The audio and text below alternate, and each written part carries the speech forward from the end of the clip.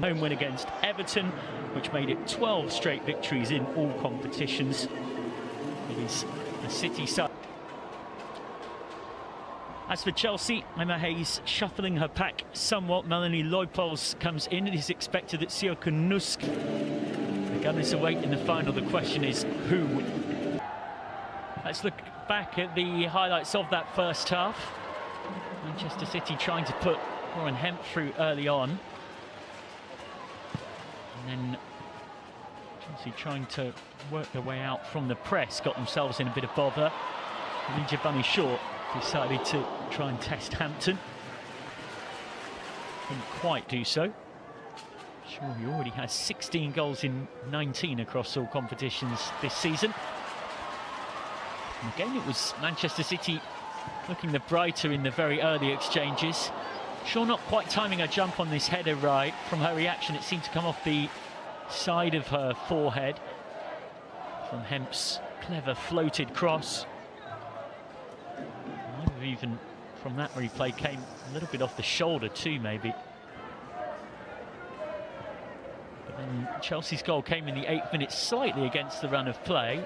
They hadn't really had an attack of any note, but Alexandri slightly overhit pass, beg your pardon, that was intended for Hasegawa, intercepted, and Chelsea pounced ruthlessly, albeit through the fortune of a deflection off Alex Greenwood that left Kiara Keating somewhat stranded. Lauren James, and then Chelsea almost 2-0 up here. Shankovic chasing Keating, and then James well onto the case against Wahabi, and Ramirez denied by backtracking Alex Greenwood.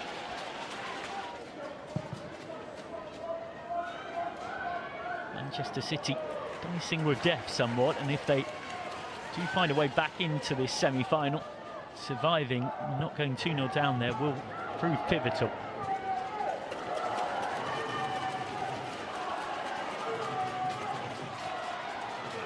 Manchester City trying to work their way back into the tie. Lauren Hemp in the way that she can, switching flanks and pretty much doing what we're so accustomed to seeing her doing, but she makes it look easy when I can promise you it's not. Went past Sjoeke Nussk and Guro Reiten with simplicity, couldn't quite hook the finish in. And Park here just lost a track of the ball for a second, then got it back to Hasegawa, who was trying to repeat what she did in the quarter-final when she scored an absolute pearler to give Manchester City victory by goal to nil at Spurs.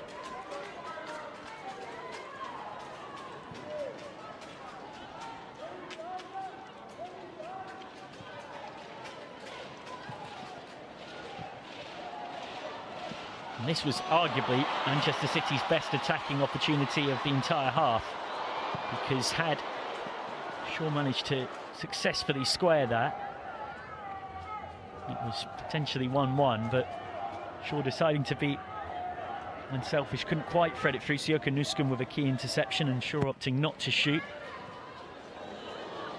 And then that corner coming off Alexandrian into the side netting after it had initially flicked off the head of Nussk.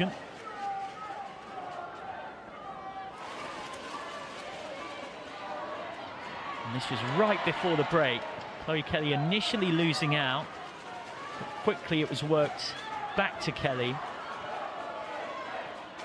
Got a bit of luck with the deflection that presented her a chance to shoot on her marginally less preferred left foot, and she dragged it wide, albeit Chloe Kelly has scored plenty of highly impressive goals off both feet over the years.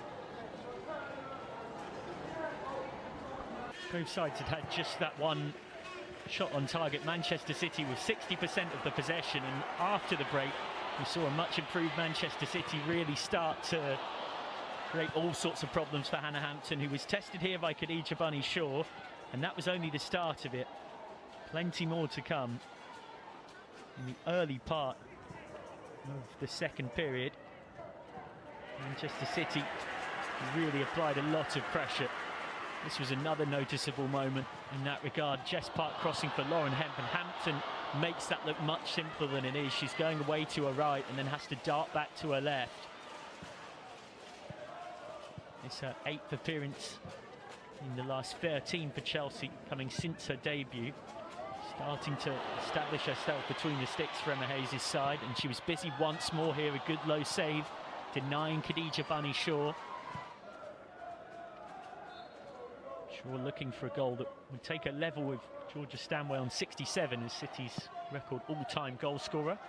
And Shaw's header here produced a relatively simple save for Hampton as they continued a duel that went through a lot of the early part of the second half, and ultimately Hampton won, of course.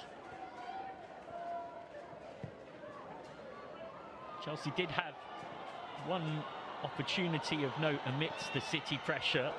It was here where Lauren James managed to get on the wrong side of Greenwood from a Manchester City point of view. Used her body really cleverly, nothing Greenwood could do.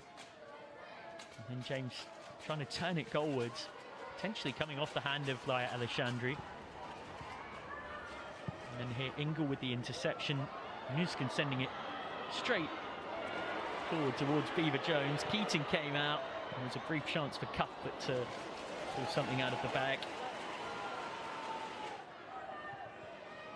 You could see Keating not quite sure what to do initially. And then Aleixandri on the cover. Plenty of late pressure from Manchester City. This was the most noticeable series of moments. A real game of pinball. But the key thing to focus on, as well as a potential penalty appeal for a foul on Alex Greenwood, two superb clearances from Ev Perisset to get Chelsea through to a 5th straight Conti Cup final. Perisset, the heroine at the end there, twice.